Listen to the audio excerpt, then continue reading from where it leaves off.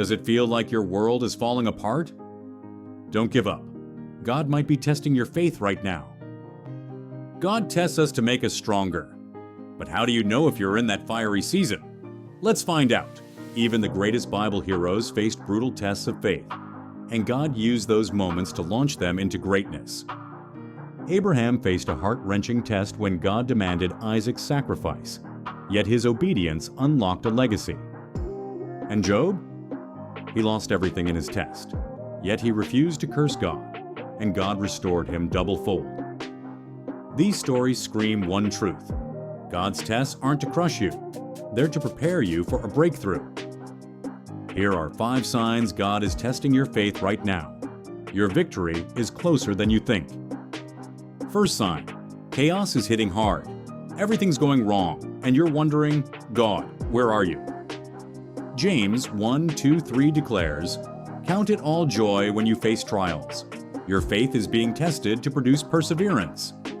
God's forging you in the fire. Job's life fell apart. Family, wealth, health, gone. Yet he clung to God, and God restored him. What storm are you battling right now? If you're in a storm, hold on.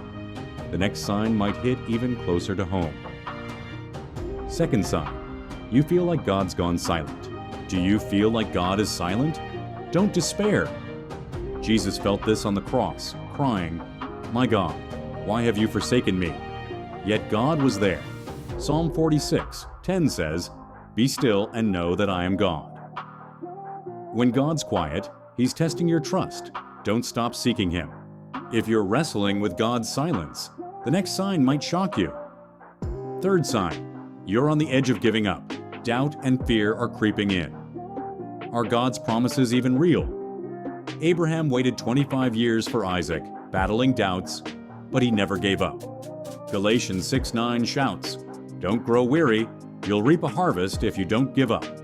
Are you ready to push through the doubt? If you're tempted to quit, brace yourself. The next sign might be the toughest yet. Fourth sign, God's asking you to obey in a way that feels impossible. God told Abraham to sacrifice Isaac, a gut-wrenching command. But Abraham obeyed, and God provided a ram at the last second. John 14:15 says, "If you love me, keep my commands." Obedience in the fire proves your faith. What's God asking you to do? If obedience feels too hard, here's the final sign to give you hope. Fifth sign, you're growing closer to God despite the pain.